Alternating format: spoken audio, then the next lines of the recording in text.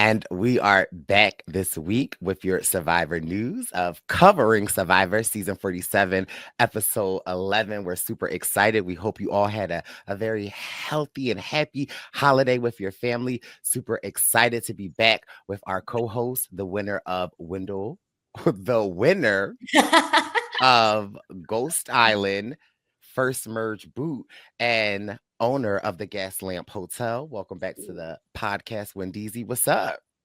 What's up, Bryce? Good to be back. Good to see you, Jack. And it is a pleasure to see you, Maddie. Yeah. So good to be here. What an introduction for Wendell. Right. I mean, accomplishments. He cleaned it up a bit. We have the season 2 of The Circle, the mac and cheese proclaimed self. I don't even know what that word is, but proclaimed self of the macaroni and cheese buffalo style. We've got Jack Atkins. Jackery, how are you? I'm good. Hot off a nice Thanksgiving and ready to dive in and excited for today's guest, Bryce.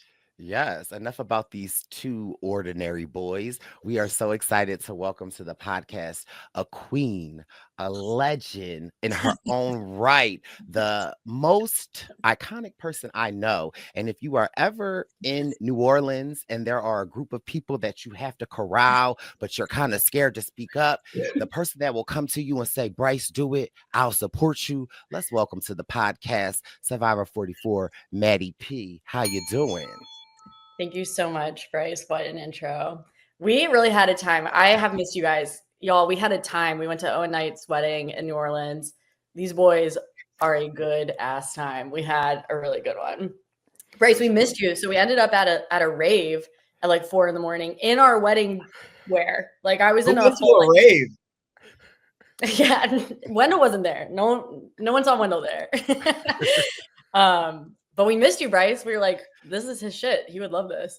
I was so jealous. I had a 5:20 flight the next morning. So I was like, I cannot be a Jack Atkins and sleep the day away. I have to get up.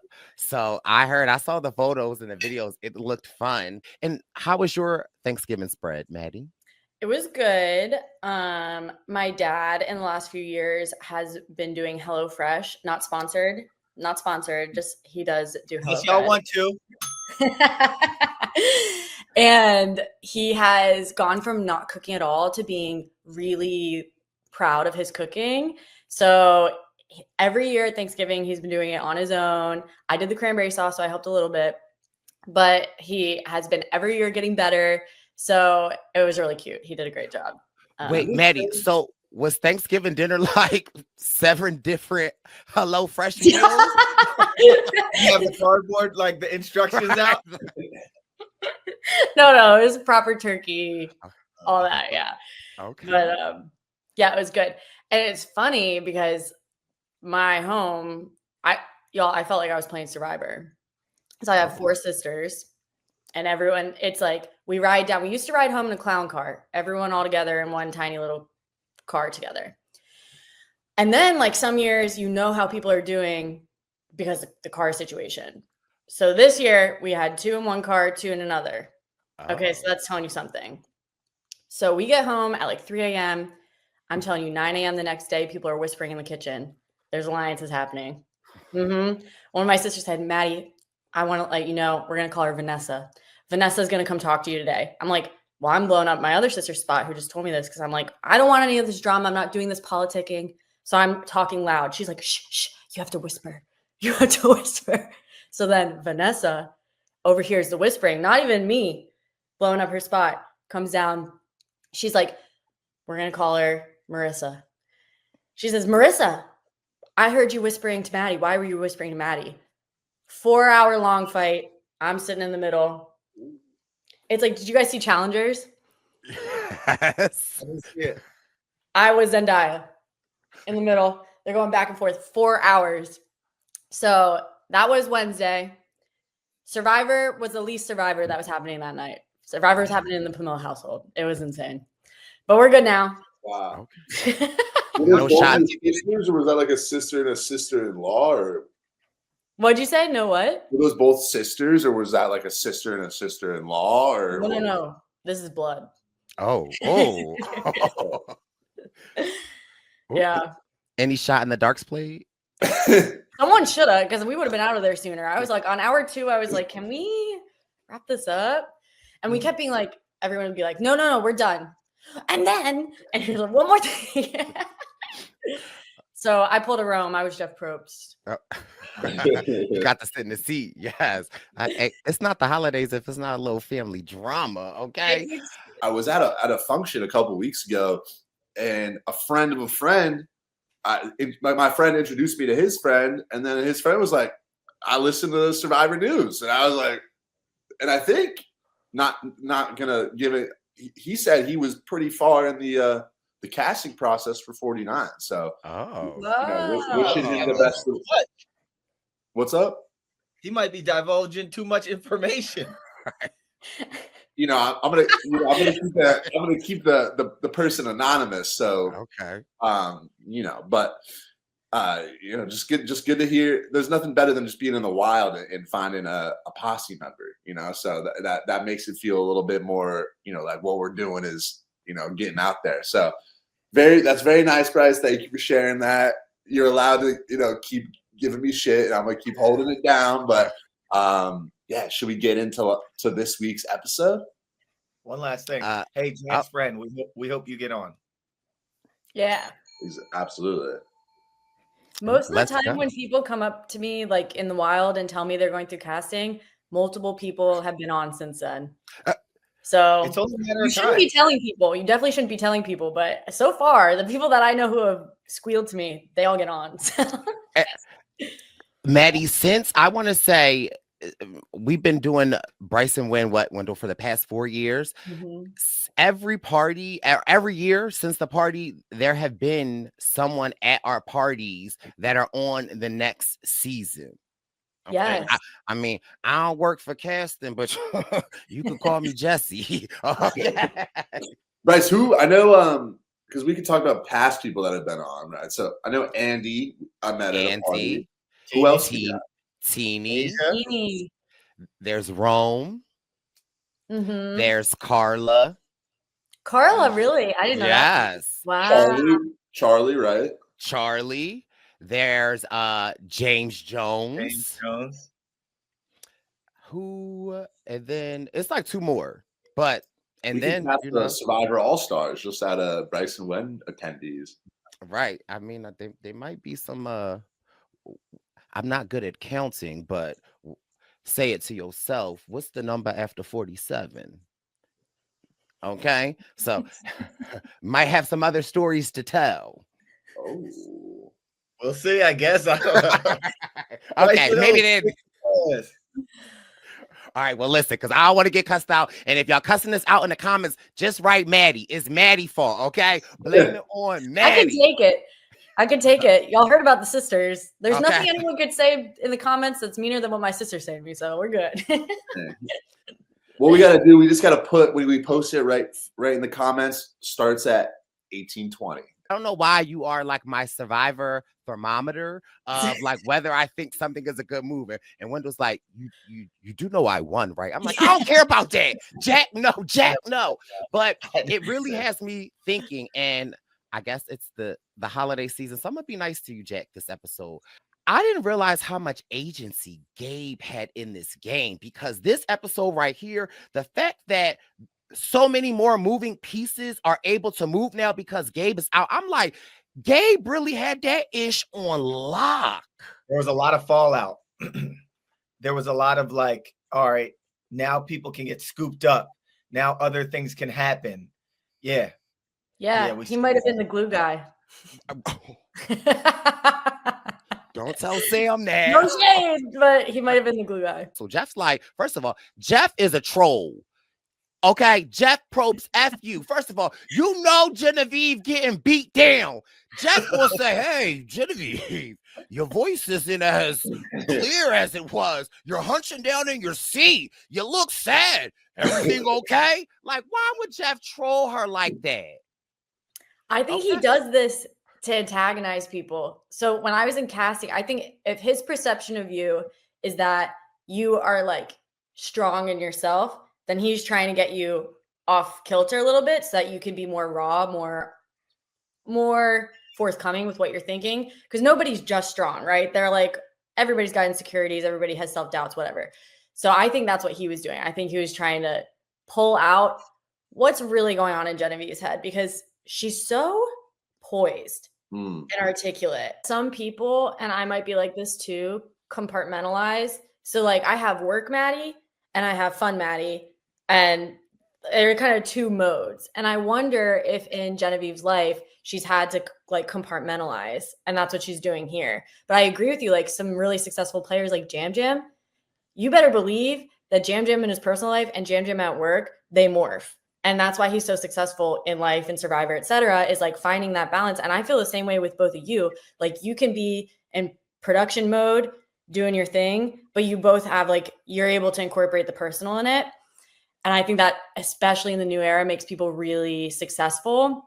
So I agree with you, Bryce, if she can come back into her body and find the balance, but I can see the psychology that she's working through of like, almost maybe wondering like, what's the point of this game?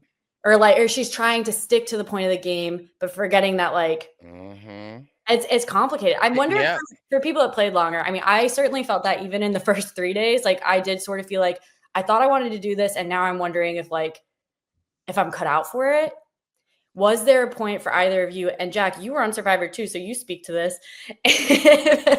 Whenever I'm with when I'm with Jack at Survivor events, people are like, "Who's this?" I'm like, "Jack, he's from Survivor." I'm like, duh. Yeah, I want to know if you guys felt that. I think I did from the opposite angle, right? Like, I think that, like, for me, it was more the emotional side and the connection side. And it wasn't so much of like the gameplay and the aspect, because for me, it's just a little different. Like, I was just unable to penetrate the majority of my tribe. Like, they couldn't really see the business price. Even when I would try to present it, they just like, oh, okay. And so it was more like the emotional side. Another just real quick thing that you said about like Genevieve, work Genevieve and personal Genevieve. I just need Genevieve to go to the holiday party, right? Like just get to the holiday party, Genevieve, where it's like work and personal a little bit like that. Like that's the perfect mix we need. Do we think, okay, we're there. Like imagine being there, not watching it. Are people not seeing, be there, Bryce. Are people not seeing Rachel? There are a lot of distractions. You got Kyle winning everything. You got Sam, this guy who he's a loner, but he's like this big, handsome, whatever guy. And you have Genevieve who has made these moves. So there's a lot of distractions, if you ask me. And in Rachel's case, now she like, yeah, if she makes it to the end, she can win. She has an arsenal. She has a what is it? Block a vote. She has. She just won immunity. She went on this journey. Like, but what I'm scared of is if Rachel goes out like really close to the end. So because she has everything in her pocket that could get her, it could propel her right to fire making or something like that. I'm scared that whoever sees that and they're like, we have one shot to get her out, fire making or. That's why I think she's a good spot, because if they take that shot at her, then they're going to let a Genevieve or a Sam slide through, who seems to be a more obvious target, even if right now their games might not stack up with Rachel's as well. Sorry, Bryce, but yeah. No, I was going to say what I love the most about Rachel is it's like she don't want none of this, right? Like she's been a solid player and she hasn't been really seeking out all of these things that kind of is coming to her. And she's kind of like, you think of Andy, how Andy's like, I'm going to do all of this. And she's like, I don't want none of this. However, let me see what I can do and how I can do it. It's this weird feeling that like I like about Rachel's position, where it's like she's been on the bottom. She's been screwed over. She's been in these well enough positions. She has these relationships that like she didn't necessarily want. They've screwed her over. And now it's like, all right, we got to figure this out. I don't know. It's like that, this hungerness in her. Can you do that?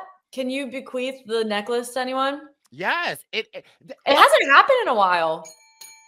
Maddy. Eric was the last person, right? Who did it? I think Brandon Hance did it too, right? Wow. So can we?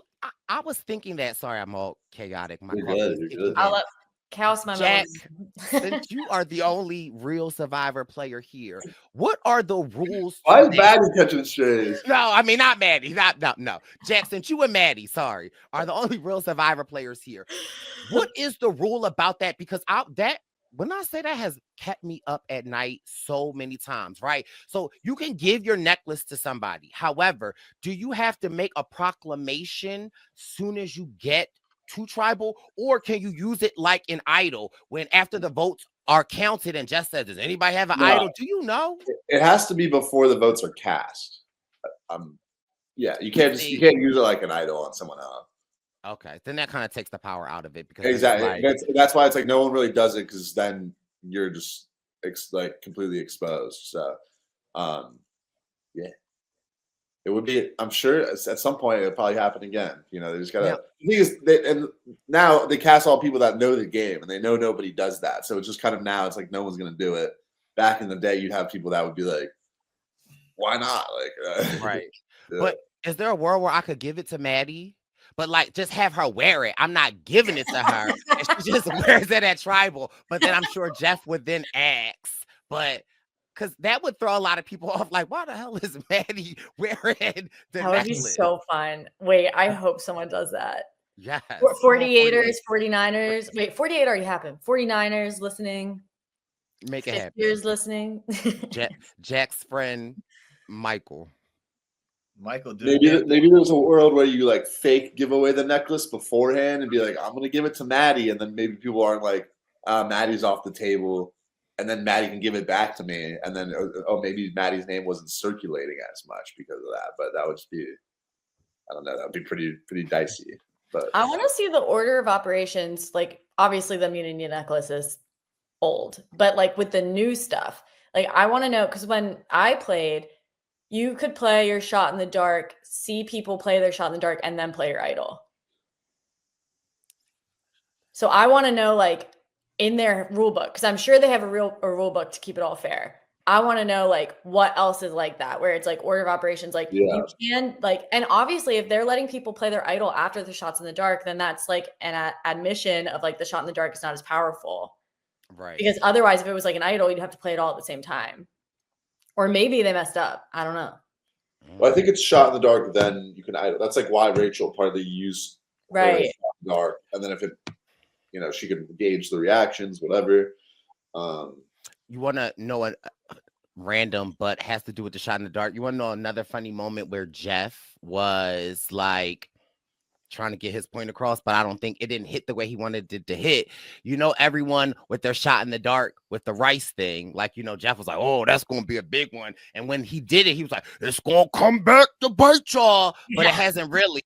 So at Tribal Council, Jeff was like, oh, so, I mean, Andy, did it change anything because nobody had their shot in the dark? Like, it didn't hit Jeff, but all right, pop on. Kind of a slow episode, so a little something in there to keep things moving. I agree, Jack. I hate a journey. Get rid of them. I hate them. But this one, I actually didn't mind. I thought it was fun because they changed it up. Like it's the little things. Having her in the water instead of going up a mountain. Like we're always going up a mountain these days. Yeah, 41 or whatever, where there was a journey like every episode. I'm good on that, but now and again it keeps it a little more fresh too, a little more surprising. So I like this challenge. And then Wendell, what did you think of this challenge? This journey? I thought it was a cool journey. They talk about it a little on the On Fire pod, how they, an hourglass is basic, but someone was like, why don't we throw a rock with a rope off of a barge and it'll pull the table. You guys, I'm sitting in my dad's chair, is like literally 40 years old. It is leaning, but it's so comfy. I'm gonna change this. It looks comfortable. I'm like, hi. Somebody I love this season, but I was like a little like not disappointed. And the only way that I could like think of it is in a song. Tell me if you know this song, Maddie, but don't say it out loud. But really, this is for you, Jack. My melody gonna be out a little off though, but I was young and in love. I gave you everything, but it wasn't good enough. And now you want to communicate. You better go find somebody else. I'm letting you know the problem. Get out. Wait, it's just a little too late. Get out right now. It's the end of you and me. Too late. Hold on. Okay. But it's enough to know because Maddie know it. Jack, artist title. Didn't even sound like you were singing a song there. It just sounded like you were talking. Give me another little snippet. Bryce, I'll back you up. Thank you. Bryce has to read the lyrics. Yeah, I do. Because I think it's just a little too late, too wrong, and I can't wait to right now. I'm making it worse because I think I'm mixing two songs up. But if half of the song is you humming it, it's gonna be hard for Bryce to know, for Jack to know the title or That's what I'm saying. To be fair, Bryce, I love you. You're not even okay, wait. So how's he gonna guess?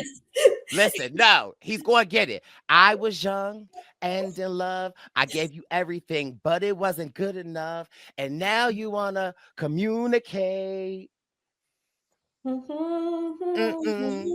Go find somebody else. I'm letting go and I'm loving myself. Okay. Once you get to 6, who knows what could happen? Maybe you win an immunity. Maybe you get an idol. Maybe people want to shake things up. But I do think Sam and Genevieve are in a really tough spot. Question, and I'm not trying to be funny. I'm trying to like devil's advocate and make a case for Sam. They've labeled him a target. But why? Yes, I'm thinking the same way, Bryce. Like other than he's a target in my eyes. He's very, he's very handsome. He's not too tall. He's charismatic. Not short. He's charismatic. He's into the arts. He looks the part, but I say this and I'm asking all this because it's like I'm trying to make a case for him to make a case out there. Like, why is it that he's a target? I feel like he's been swinging the whole season.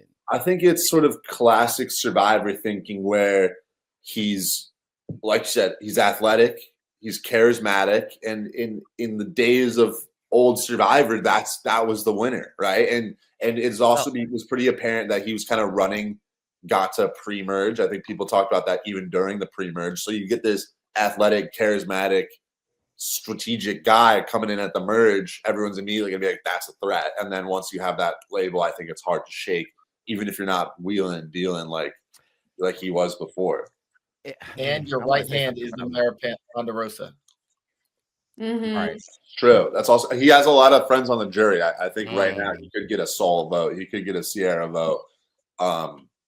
So, but I agree with you. It's like, if you look at it within the scope of this season of Survivor, he has not had that much footing after the marriage. His resume is not that strong, but sometimes it's just that persona, that personality that you see as a winner. These people, what I like about the season is I think there's a lot of people playing in a similar but different way going towards the end. And I think Caroline is going to win, but I think it could be Genevieve.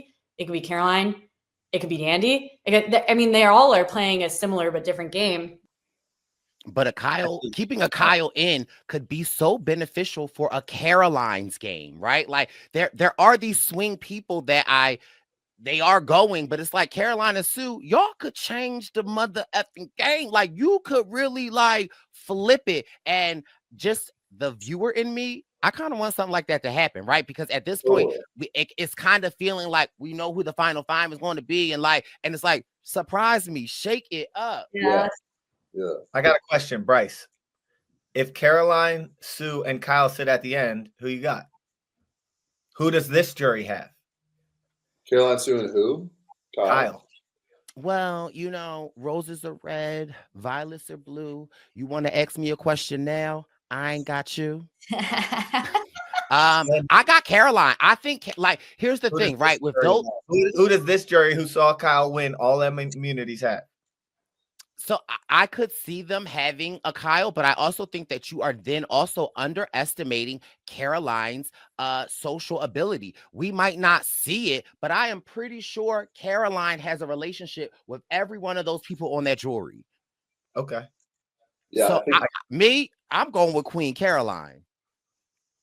I love that you're standing Caroline because I feel like there hasn't been enough love for her. Right.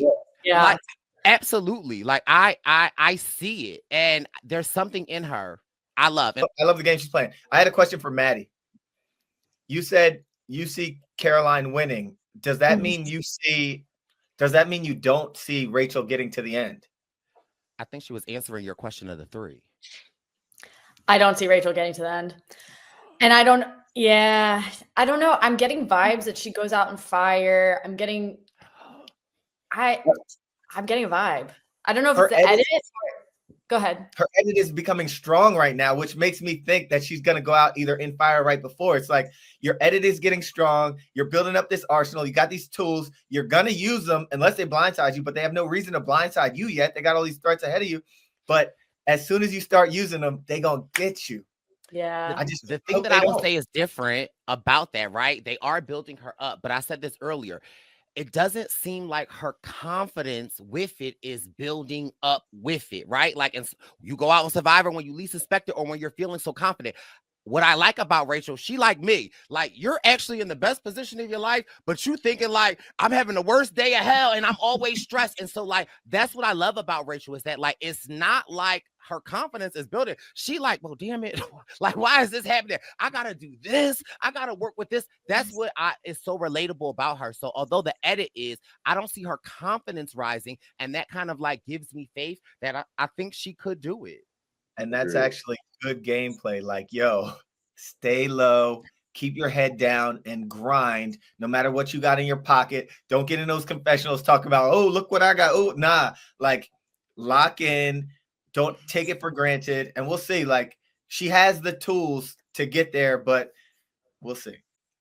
So something I ask everyone who's ever won is like, did you know you're going to win? And most of the time people say yes. And so I want to know who from 47 right now thinks that they're going to win. Because just like you said, Bryce, doesn't seem like Rachel is like taking it a day at a time, it feels like, and has like keeping herself in check.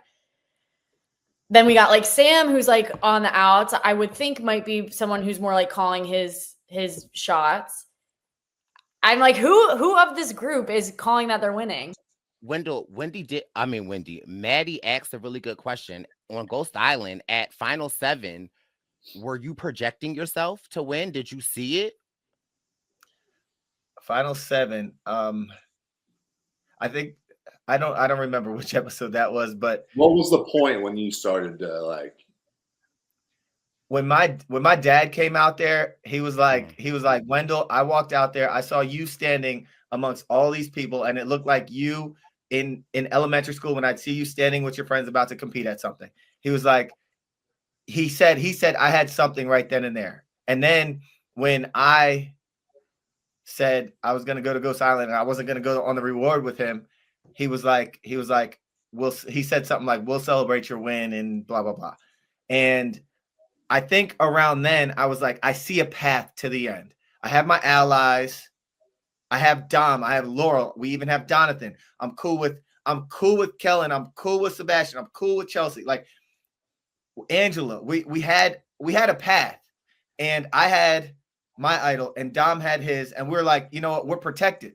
So I think somewhere close to 7, I saw it. Mm-hmm. But when you have someone as strong as Dom, and when you have someone as willing to do whatever as Donathan, and when you have someone as brilliant as Laurel, who she controlled, like she held us down, but she's the smartest person on the island. She could have cut our throats, she was very loyal, so she didn't. But so you never really know. And then going into Final Tribal, I didn't win. I had to win fire to get there. So like you don't know until right. I squeaked in there, and now I'm against Dom, who played a strong game and won immunity in the final immunity. So you don't know. You just got to give it your all out there. And I squeaked by as close as they get. So having been that person, who is the Wendell in 47? Who is sitting with all of these different avenues right now? One person. I think the closest person is Rachel. I think the closest person is Rachel. Y'all heard it from the winner. I told you where I think she's gonna go. Like she's gonna use. She's so humble. She's doing it, but she's gonna use these tools, and they're gonna see her. It's gonna illuminate her, and then she's gonna have to win Final Four or win that fire. One of the two. She could do it. Well, this has been such a fun holiday treat to have our girl Maddy up with us, sitting in the woods and her dad's leather chair where he be working hard at. Okay, the best of the best. We got a little Dr. Atkins in the building, and I mean, Wendell, thank you for speaking today. This has been your Survivor News. We'll be back next week. We'll see you in Boston. Tickets are available for the Bryson Wynn Tour 47. We're out, y'all. What's up, Papa News? It's the Purple Pants Podcast. You better listen in public, might make your stomach hurt. Ooh. It's the Purple Pants Podcast. You're trying to unwind, you better get that box wine. It's the Purple Pants Podcast. You're trying to get your snack, you better hurry right back though. It's the Purple Pants. It's the Purple Pants.